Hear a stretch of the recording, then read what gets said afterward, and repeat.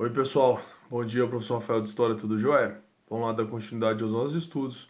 Hoje nós vamos falar sobre o fim da escravidão e principalmente a imigração para o Brasil. Então vamos lembrar aqui. 1888 é a data da Lei Áurea. É a lei que proíbe a escravidão no Brasil. Então, a partir de 1888 não pode ter mais escravidão no Brasil, independente de qual seja a escravidão, ok? Bom, até esse momento chegar, várias outras leis foram criadas para criar um cenário propício para isso. Por que eu estou dizendo isso? Não é fácil cancelar uma escravidão. Ela é injusta, é errada, é verdade. Mas o Brasil, naquele período, lá no século 17 e 18, ou do século 16, 17 e 18, ele foi cunhado em cima da escravidão. Então você teve que mudar todo um sistema econômico para fazer isso acontecer, ok? Então foi bem gradual, aos poucos foram mudando. Então teve a lei lá Eusébio de Queiroz, que proibiu o tráfico de escravo vindo lá da África, depois lei do ventre livre, depois lei do sexagenário, teve um tanto de lei até chegar na Lei Áurea. E com isso, a sociedade foi tentando se organizar, vendo que a escravidão ia acabar de qualquer jeito, ele teve que se organizar para terminar com essa escravidão. E a principal delas era como continuar a fazer o país funcionando. Sem escravidão, como é que vai funcionar o trabalho? Hoje a gente já tem essa opção, que é o trabalho livre, o trabalho assalariado. O que é isso? Você vai trabalhar lá no supermercado, você vai repor as mercadorias na prateleira. Então você vai receber um salário em troca de ir lá e fazer esse serviço. A gente chama isso de trabalho assalariado. Você troca sua força de trabalho por um salário. Mas naquela época isso era raro, né? Então foi feita ali algumas iniciativas para tentar mudar esse sistema. Uma dessas iniciativas foi substituir a mão de obra escrava pelo do imigrante, que nem acontece lá nos Estados Unidos muito mexicano, gente aqui da América do Sul e Central mesmo que vai para os Estados Unidos para trabalhar lá, algo parecido com isso, tá? Só que dessa vez, desse sistema, foi os europeus e asiáticos que vieram para o Brasil, tá? Então começou ali os donos dos fazendeiros preocupados em acabar a sua mão de obra que é os escravos, começou a trazer gente de fora do país para trabalhar aqui, ok? Não como escravo, mas como liberto, mas com um regime que ainda continuava favorável a eles. Esse sistema foi a imigração.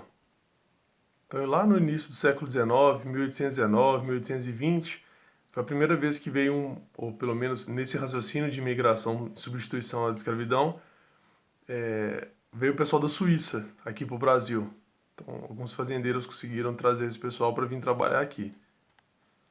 Em 1847, então já no meados do século XIX, o senador Nicolau de Campos Vergueiro, para poder colocar mão de obra na sua fazenda, cria um sistema de parcerias, ou seja, ele oferece a pessoas que vierem da Europa um sistema de parceria. Ele paga a viagem e ele paga o mínimo de sustento ali por alguns anos para que as pessoas venham da Europa, se instalem na fazenda dele para poder trabalhar, tenham condição de viver ali para depois, com base no trabalho deles, poderem sobreviver no local. Então ele daria uma estrutura inicial, pagar passagem, oferecer lugar para eles viverem, um pouco de alimentação para eles se estruturarem, depois futuramente eles vão viver do seu próprio trabalho.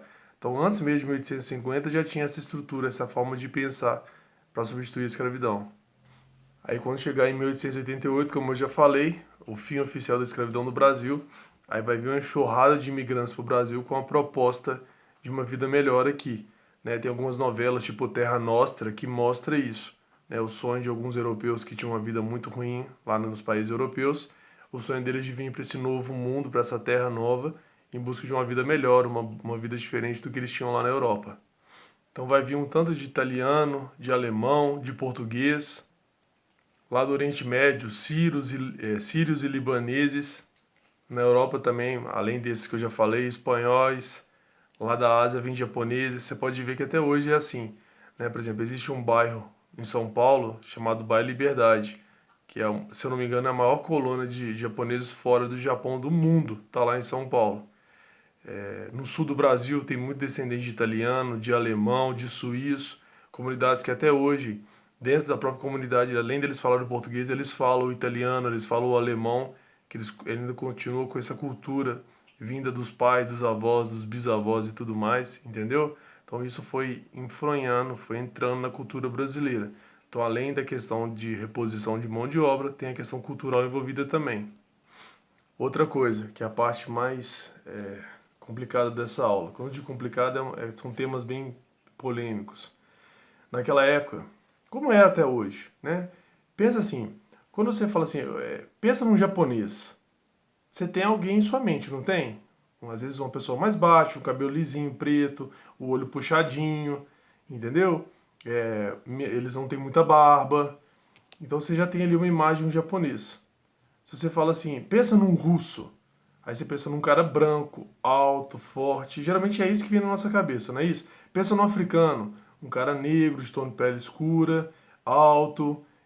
Você já tem isso. Agora pensa num brasileiro.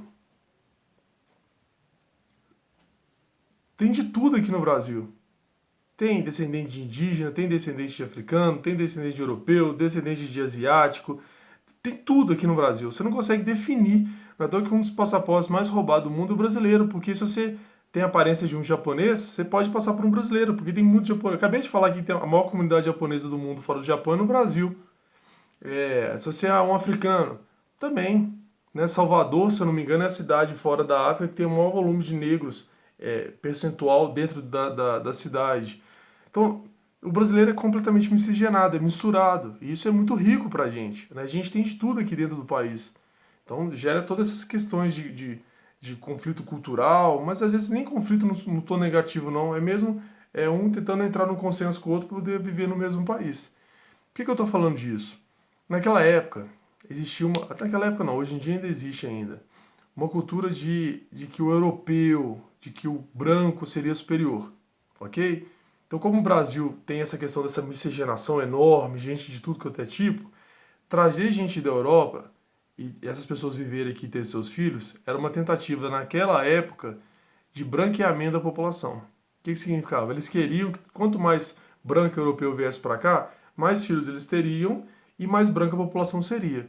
É, é uma questão racista, né? É uma questão muito complicada de lidar. Mas, por exemplo, se você for no sul do país, você pode ver que o número de brancos lá é maior. Eu acabei de falar para vocês que o sul do Brasil é famoso pela descendência de alemães, de italianos e por aí vai. Tá vendo? Então é questão de concordar ou discordar. É questão de você analisar. Pega um avião e vai para o Paraná, Santa Catarina, Rio Grande do Sul. Você tem um volume muito grande de brancos. Entendeu? Então foi mais ou menos esse raciocínio que eles pregavam naquela época. Hoje já não tem mais isso no Brasil. Né? Eu não digo que não tem racismo. A gente sabe que infelizmente ainda tem.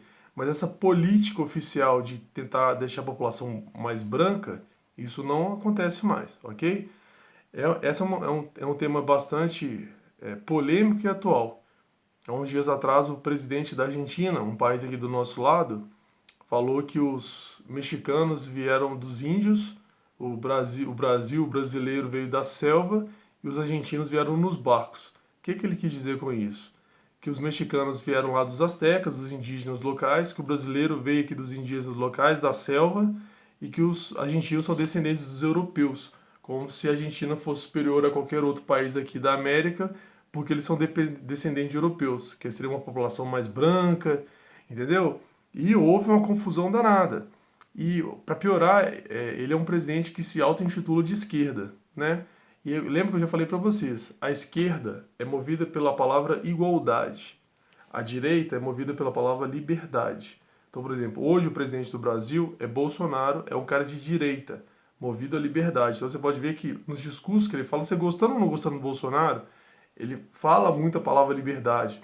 Liberdade de escolha de tomar vacina, liberdade de poder ir e vir, liberdade de poder trabalhar. O discurso da direita tem muita palavra liberdade. O discurso da esquerda tem muita palavra igualdade. Então, o presidente da Argentina se intitula um cara de esquerda. E ele fala dessa situação, nada de igual tem a ver com isso. Então foi colocado muita questão em cima dele, muito presidente de muitos países, inclusive o próprio Bolsonaro, falou, julgou essa frase dele. Depois ele veio à mídia pedindo desculpa, que ele não quis falar sobre isso. Mas tá vendo? Você pode ver que era uma questão do século XIX e nós estamos no século XXI até hoje e tem presidente aí de país falando a mesma coisa, tá? Então foi um raciocínio daquela época e alguns países é o raciocínio até hoje sobre isso. E para concluir a aula de hoje, Nós falamos na semana passada sobre a lei de terras. Quem não viu é só rever a aula, tá aí gravada no meu canal no YouTube, tá aí no grupo de WhatsApp de vocês, que houve em 1850 uma lei chamada Lei de Terras, que dificultou muito o acesso de terras para as pessoas mais simples, ok? Você precisava de uma documentação, igual você tem hoje em dia, por exemplo, eu tenho minha casa, eu tenho um documento dizendo que essa casa é minha, mas isso hoje é normal. Naquela época não era assim, você não tinha ninguém, você usava a terra, até porque o país ele era muito povoado perto do Oceano Atlântico, mas a parte mais de dentro era pouco povoado, então era ideal para o governo para deixar o povo ir para dentro mesmo, para ocupar o país. Você só é dono do país quando você ocupa esse território. Então não tinha muita regra sobre isso. E para garantir que essa terra ficava só com os grandes poderosos, que eram as pessoas que governavam o país, eles criaram essa lei de terras. Eu falei na última aula, depois você só rever. E por que eu estou falando isso agora? Os imigrantes estavam chegando aqui no Brasil, com essa lei de terras, ficou ainda mais difícil deles comprarem a terra. Ou seja, esses senhores de terra, esses donos de terra, eles queriam garantir que essa pessoa viesse para trabalhar para ele. Não é para ela mudar de vida, para ela melhorar a vida dela, para ela criar uma família nova aqui. Não. Ela queria, esse dono da fazenda queria uma mão de obra. No lugar da mão de obra escrava, ele vai ter agora um imigrante. Ponto final. Eu não quero que imigrante arruma terra. Ele pensava assim, né? Porque se ele arrumar terra, não tem mão de obra. Ele arruma a terra dele, ele cuida da terra dele e ele prospera. Então essa lei de terras veio para contribuir nisso também. Para dificultar ainda mais a vida do imigrante. Para ele não ter as terras, para ele ficar dependente do senhor lá da fazenda. Tranquilo? Então, de maneira geral, é isso que o PET vem trabalhar com vocês. E qualquer dúvida, estou aqui à disposição para ajudar. Beleza?